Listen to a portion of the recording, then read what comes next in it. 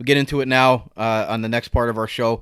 Don Granato relieved of his head coaching duties with the Buffalo Sabres after 3 seasons. Kevin Adams' statement reads, "I would like to thank Don for his time in Buffalo and commitment to the Sabres organization.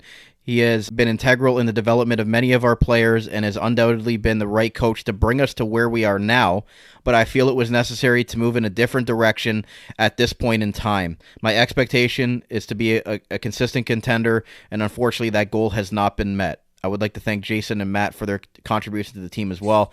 We did not take this lightly, but we know it is in the best interest of the team moving forward." They also relieved assistant coach Jason Christie and video coordinator Matt Smith of their duties as well.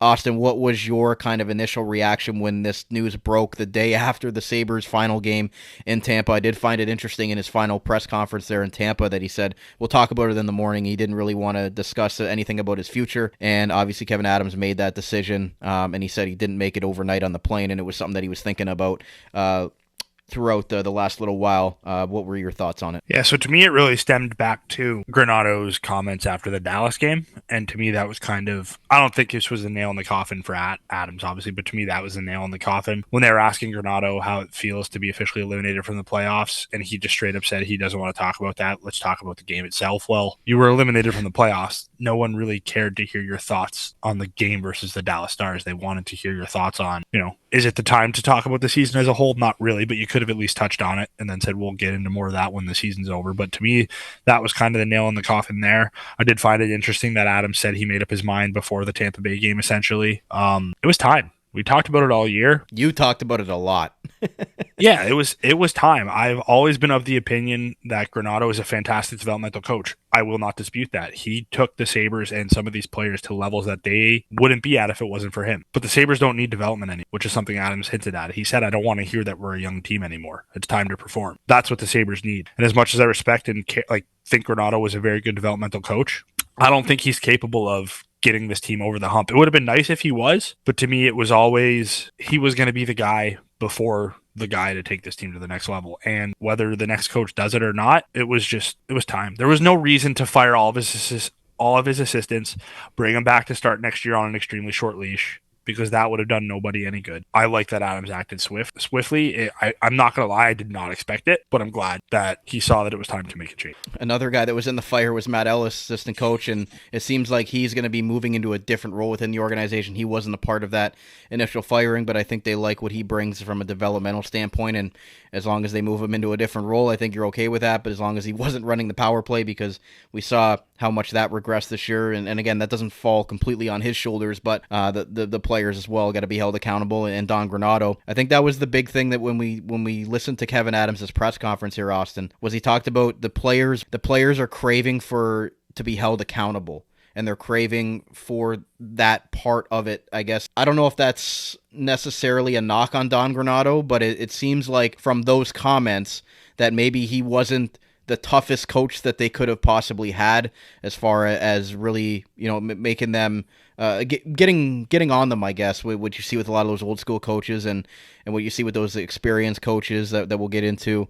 a little bit later. But he talked about wanting an experienced coach that's had that NHL pedigree, and that he wanted his players, and the players wanted to be held more accountable and be pushed in that sense. Yeah, and that was kind of the theme for the players' exit interviews as well. And I'm glad that they said that, because they do need to be held accountable. But that's not 100% Granato's fault. Yeah, Granato definitely could have been tougher, but also, these are grown men. They probably could have held themselves a little bit more accountable.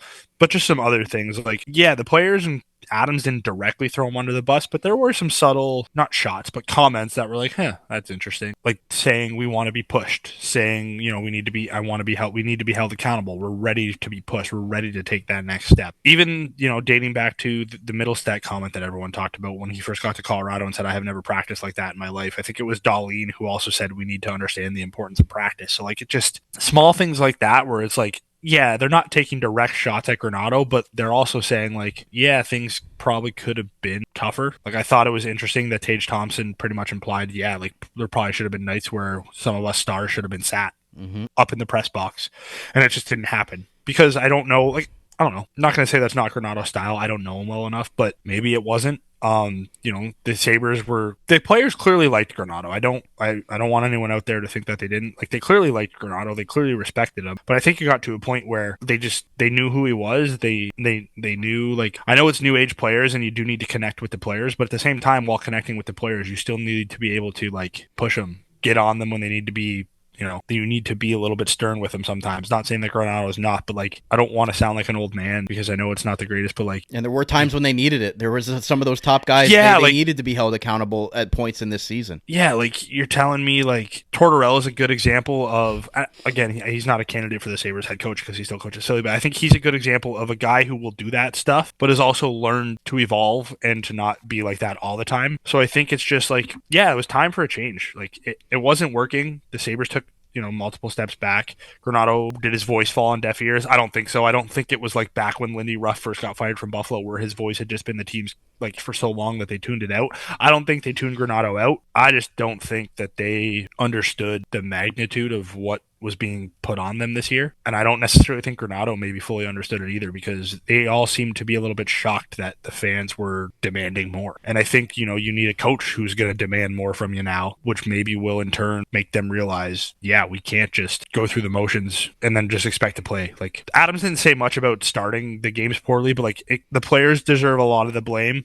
but the coach does too. Like, the themes this year that the Sabres saw, which was being down early, down multiple goals early, that never got better. And to me, that is an indictment on the coach. Not 100%, but that is an indictment on the coaching staff. The power play never really got better. To me, that is an indictment on the coaching staff. The in-game tactician, like, strategies barely improved or barely changed. To me, that is staff. It's just small things like that where that's what the Sabres need. They need a legitimate coach, not a developmental guy. This is going to be the theme. I've said it multiple times already this episode, but I truly believe that, and I think everyone out there knows that as well. Yeah, and that's why Adam said, like, he wants a guy with pedigree. He wants a guy that's established, been an NHL coach before, and he talked about he knows the direction of where he wants. He has a clear vision of the type of coach that he wants and the mold that he wants him to have. He talked about not wanting a guy that just goes around kicking garbage cans, but also is a guy that will hold the players accountable and will be able to take them to the next step. And he talked about holding himself accountable a lot. He said this was all on me. Yeah. He didn't want to make the change during the season because he thought that would not really accomplish a whole lot.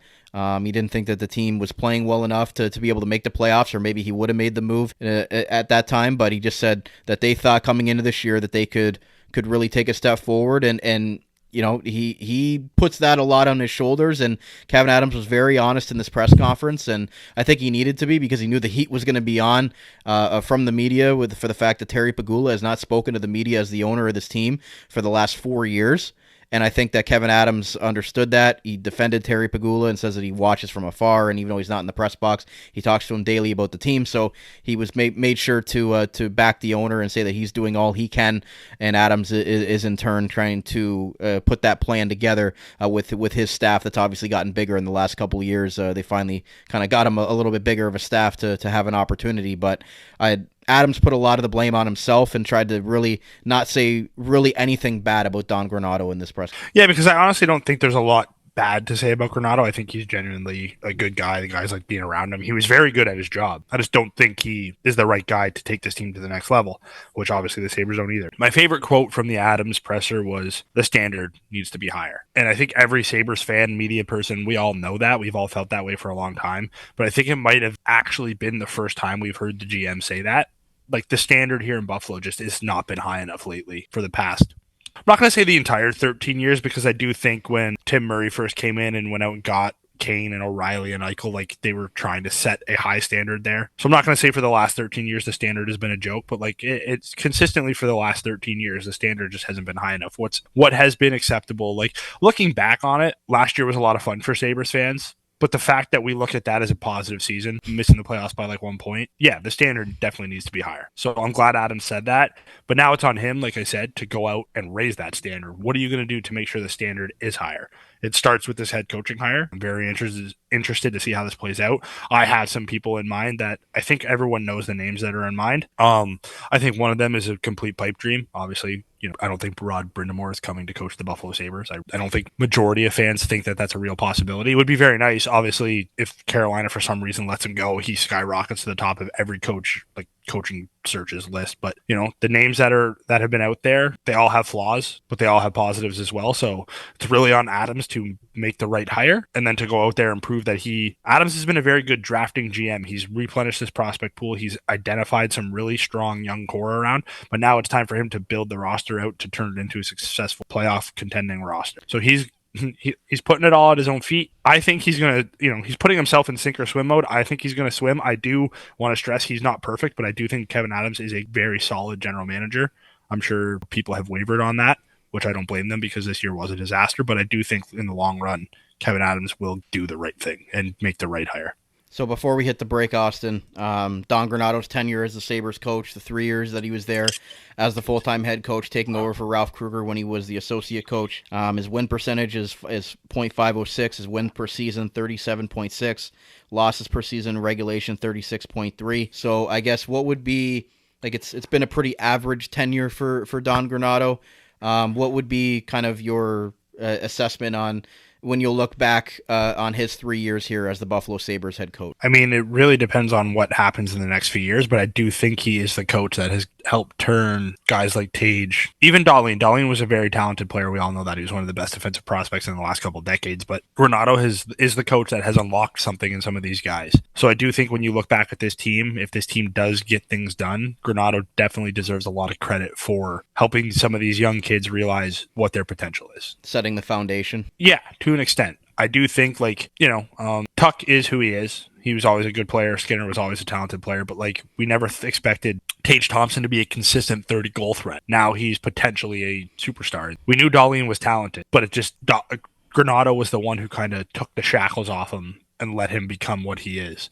Guys like Jack Quinn and JJ Peterka, young guys that I don't know if they would have gotten the opportunity that they got as rookies if Granato was not the head coach. If somebody else was coaching, I don't know they get that opportunity. So I do think if this core works out, Granato will deserve, rightfully so, a lot of credit for helping those guys kind of realize what their potential is. A good man, well-respected. The few interactions I had with him was very thorough in his answers and seemed like a genuinely a good person that people want to root for. So we wish Don Granato the best in whatever his next step is. But again, I think it was time to get moving forward with the next head coach that's going to take this team hopefully to the playoffs. But Don Granato, obviously, as Austin just said quite eloquently, that he's definitely done some good things with some players here that will have a lasting impact on the Sabres moving forward.